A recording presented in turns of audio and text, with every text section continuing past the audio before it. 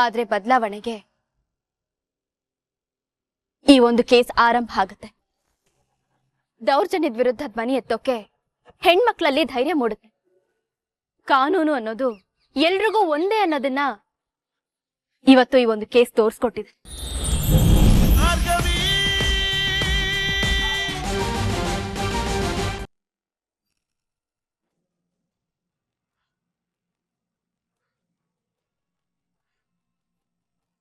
ಆ ಸಂಧ್ಯಾನ್ ಸಾಯಿಸೋ ಬದಲು ಭಾರ್ಗವಿನ್ ಸಾಯಿಸಿದ್ರೆ ನಾವ್ ಈ ಸ್ಥಿತಿಲಿರ್ತಿರ್ಲಿಲ್ಲ. ಮುಗ್ದಿರೋ ಕೇಸನ್ನ ಅಗದು ಬಗ್ದು ನನ್ನ ಕೈಗೆ ಬೇಡಿ ಹಾಕ್ಸ್ಬಿಟ್ಟಿದ್ದಾಳೆ. ನನಗೆ ಬರ್ತಿರೋ ಕೋಪಕ್ಕೆ.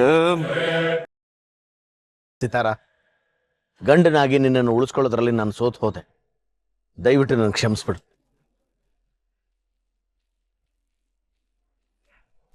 ಮಾಮ್, ನಿನ್ನ ವಿಕಿನ ಈ ಪರಿಸ್ಥಿತಿಯಲ್ಲಿ ನೋಡಕ್ ಆಗ್ತಾ ಇಲ್ಲಮ್ಮ. ನಮ್ಮ ಮೇಲಿರೋ ದ್ವೇಷದಿಂದಾನೆ ನಿಮ್ಮಿಬ್ಬರನ್ನ ಜೈಲಿಗೆ ಕಳ್ಸಿದ್ದಾರೆ. ಡೋಂಟ್ ವರಿ ಮಾಮ್, ಅಪ್ಪ ನಿಮ್ಮನ್ನ ಜೈಲಿಂದ ಹೊರಗಡೆ ಕರ್ಕೊಂಡ್ ಬರ್ತಾರೆ ಅಲ್ವಾ ಡ್ಯಾಡ್? ಹೌದು ಮಗಳೇ, ನೀನ್ ಸಮಾಧಾನ ಮಾಡ್ಕೊ. ಏಯ್, ಆ ಭಾರ್ಗವಿಂದ ಮಾಮ್ಗೆ ಜೀವಾವಧಿ ಶಿಕ್ಷೆ ಆಗಿದೆ. ಜೈಲಿಂದ ವಾಪಸ್ ಬರೋ ಅಷ್ಟರಲ್ಲಿ ಆ ಭಾರ್ಗವಿನ ಮುಗಿಸ್ಬಿಡಿ.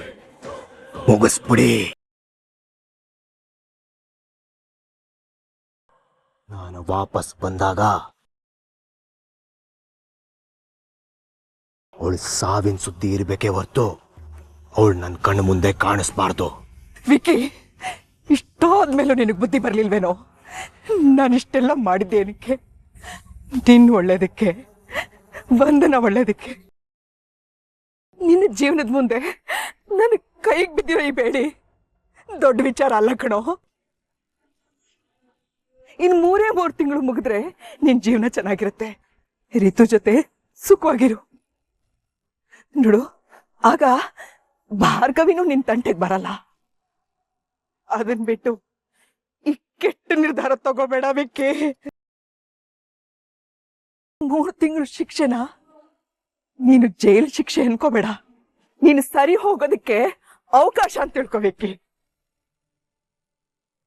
ಹಾಯಾಗಿ ನೀನಾಯ್ತು, ನಿನ್ ಸಂಸಾರ ಆಯ್ತು ಅಂತ ಸುಮ್ಮನಿದ್ ಬಿಡೋ. ನೋಡಿ, ನೀವು ನನ್ನ ಗಂಡನಾಗಿ ನನ್ನ ಉಳಿಸ್ಕೊಳ್ಳೋದ್ರಲ್ಲಿ ಸೋತಿದ್ದೀರಾ ಅಂತ ನನಗೆ ಖಂಡಿತ ಬೇಜಾರಿಲ್ಲ. ಆದ್ರೆ ಮಕ್ಕಳ ವಿಚಾರದಲ್ಲಿ ತಂದೆ ಆಗಿ ಮಾತ್ರ ಸೋಲ್ಬೇಡ್ರಿ. ಇವರಿಬ್ಬರಿಗೆ ಏನಾದ್ರೂ ತೊಂದರೆ ಆದ್ರೆ ನಾನು ನಿಮ್ಗೆ ಕ್ಷಮಿಸಲ್ಲ.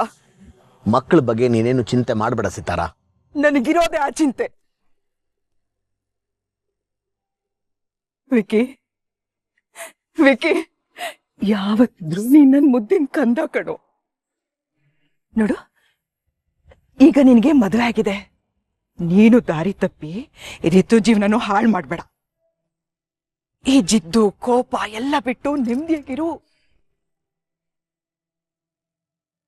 ತಾಯಿ ಜೈಲಿಗೆ ಹೋಗ್ತಿರೋದು ನೋಡ್ಕೊಂಡು ಯಾವ ಮಗ ತಾನೆ ಸುಮ್ನಿರ್ತಾನೆ ಮಾಮ್? ನೀನು ಒಪ್ಕೊಂಡ್ರು ಒಪ್ಕೊಳ್ದೆ ಹೋದ್ರು ನಾನ್ ಕೊಲೆ ಮಾಡ್ಸಿರೋದು ನಿಜ. ಅದಕ್ಕೆ ನನ್ಗೆ ಶಿಕ್ಷೆ ಆಗ್ತಿದೆ. ನಾನ್ ಯೋಚನೆ ಬಿಡು, ನಿನ್ನ ಜೀವನದ ಬಗ್ಗೆ ನೀನು ಗಮನ ಕೊಡು. ಆಫ್ಟರ್ ಆಲ್ ಒಬ್ಬ ಮನೆ ಕೆಲ್ಸದೋಳಿಂದ ನಮ್ ಜೀವನನೇ ಬದಲಾಯ್ತು. ನನಗ್ ನಂಬೋಕೆ ಆಗ್ತಾ ಇಲ್ಲ. ಯಾಕೆ? ಮನೆ ಕೇಳಿಸ್ತವಳು ನಮ್ ಹಾಗೆ ಹೆಣ್ಣಲ್ವಾ?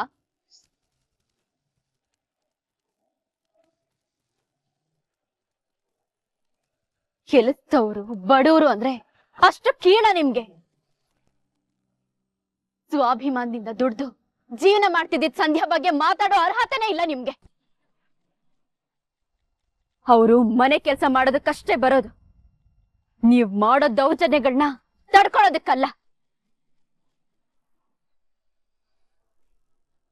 ತೊಂದ್ರೆ ಕೊಟ್ಟೋರ್ಗೆ ಬೈದು ಬುದ್ಧಿ ಹೇಳೋ ಬದಲು ತೊಂದ್ರೆ ಆದವಳು ಪ್ರಾಣನೇ ತೆಗ್ಬಿಟ್ಟಿಯಲ್ಲ. ನಿಜವಾಗ್ಲೂ ಒಬ್ಬ ಹೆಣ್ಣಾಗಿ ನಾಚಿಕೆ ಆಗಲ್ಲ ನಿನಗೆ? ನನ್ನ ಪ್ರಕಾರ ಒಬ್ಬ ತಾಯಿಯಾಗಿ ನೀನು ಸೋತಿದ್ಯಾ. ನಿಮ್ಮಂತ ಕಟಕರು ಎಲ್ಲಿರ್ಬೇಕೋ ಅಲ್ಲಿಗೆ ಕಳಿಸ್ಕೊಡ್ತಾ ಇದ್ದೀನಿ. ಹೋಗ್ ಬನ್ನಿ.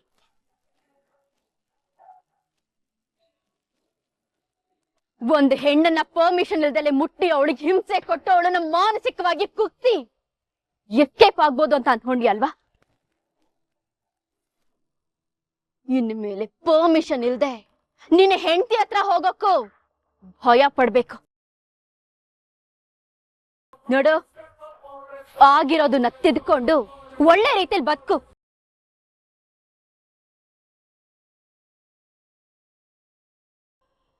ಇಲ್ಲ ಅಂದ್ರೆ ಸಂಧ್ಯಾ ಪರ ನಿಂತ ಹಾಗೆ ಈ ಭಾರ್ಗವಿ ರಿತು ಪರವಾಗೂ ನಿಲ್ತಾಳೆ.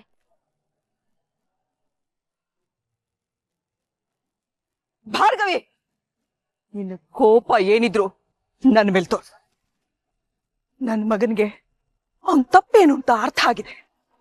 ಸುಮ್ಮನೆ ಅವನ ಜೀವನಕ್ಕೆ ತೊಂದರೆ ಕೊಡ್ಬೇಡ.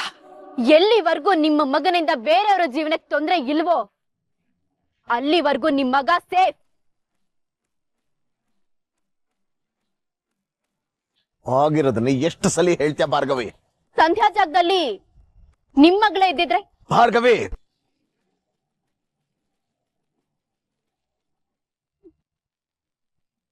ಈ ಕೋಪ ಎಲ್ಲಾ ತಂದೆ ತಾಯಂದ್ರಿಗೂ ಬರುತ್ತೆ ಸರ್.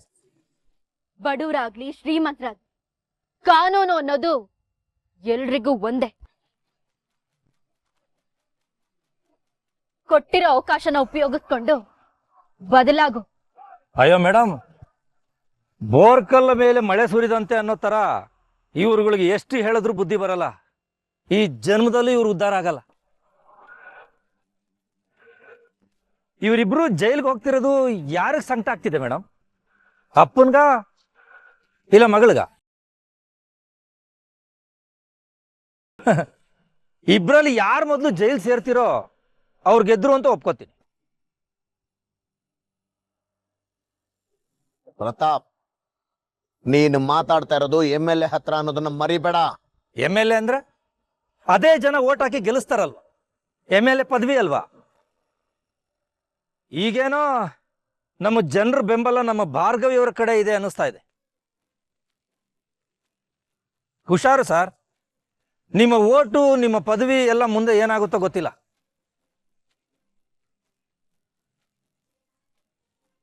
ಏನ್ರಪ್ಪ ನೋಡ್ತಾ ನಿಂತಿದ್ದೀರಾ? ಹತ್ಸಿ, ಜೀಪ್ ಹತ್ಸಿ.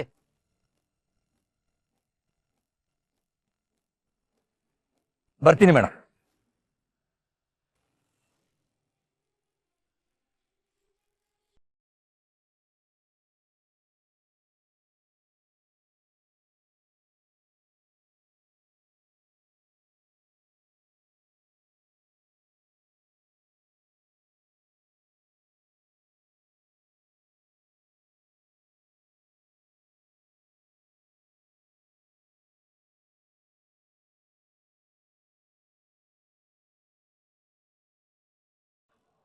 ತಪ್ಪು ಮಾಡ್ಬಿಟ್ಟೆ ಭಾರ್ಗವಿ.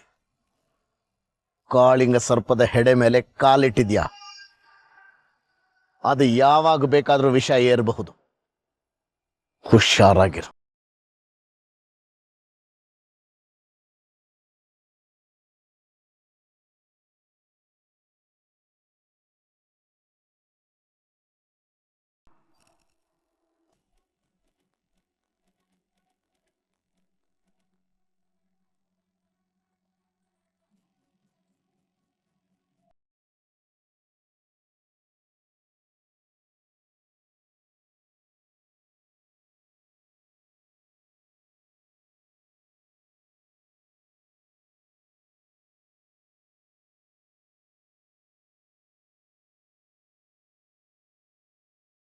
ಭಾರ್ಗವಿ ಮೇಡಮ್, ಸಾಕಷ್ಟು ತಿರುವಳಿ ನಂತರ ಸಂಧ್ಯಾ ಕೇಸ್ ಮುಗ್ದಿದೆ, ನ್ಯಾಯ ಸಿಕ್ಕಿದೆ. ಇದ್ರ ಬಗ್ಗೆ ಏನ್ ಹೇಳ್ತೀರಾ?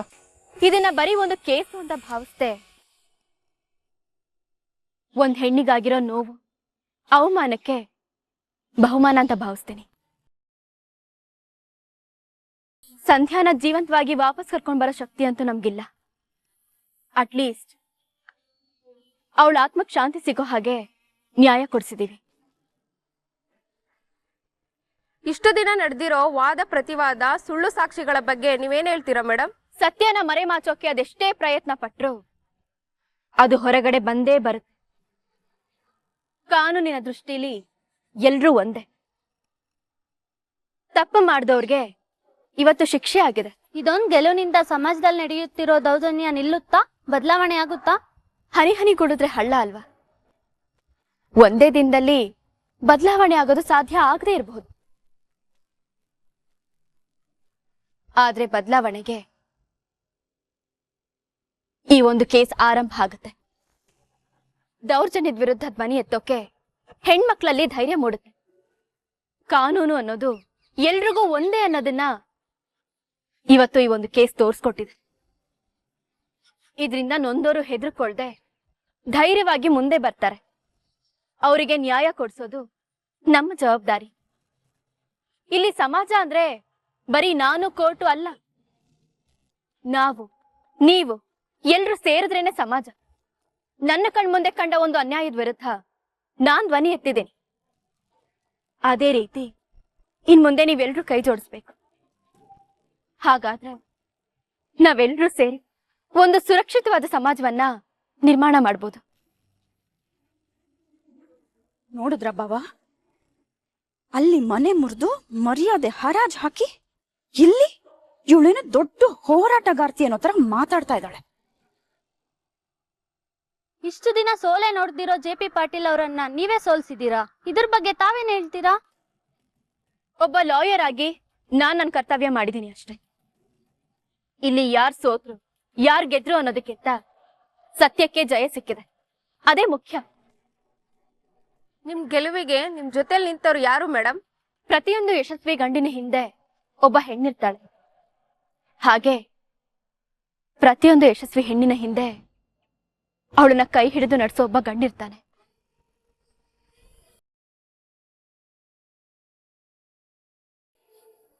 ಇವತ್ತು ನಾನು ಈ ಕೇಸ್ ಗೆದ್ದಿದ್ದೀನಿ ಅಂದ್ರೆ ಅದಕ್ಕೆ ಮುಖ್ಯ ಕಾರಣ ನನ್ನ ಗಂಡ ಅರ್ಜುನ್ ಪಾಟೀಲ್. ಒಂದೇ ಮನೆಯವರಾಗಿ ನೀವು ಮತ್ತು ಜೆ.ಪಿ. ಪಾಟೀಲ್ ಅವರು ಎದುರಾಳಿಗಳಾಗಿ ಹೋರಾಡಿದ್ರಿ. ಮಗ ಮತ್ತೆ ಸೊಸೆ ಮುಂದೆ ಸೋತಿರೋ ಜೆ.ಪಿ. ಸರ್ ಇದೇ ಉತ್ತರ ಕೊಡ್ತಾರಾ? ನಿಮ್ಗೇನ್ ಅನ್ಸುತ್ತೆ ಮೇಡಮ್?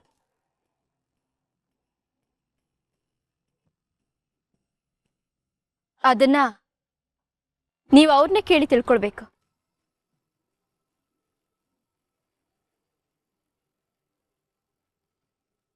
ಅಲ್ಲಿ ಜೆ.ಪಿ. ಸರ್ ಇದ್ದಾರೆ, ಬನ್ನಿ.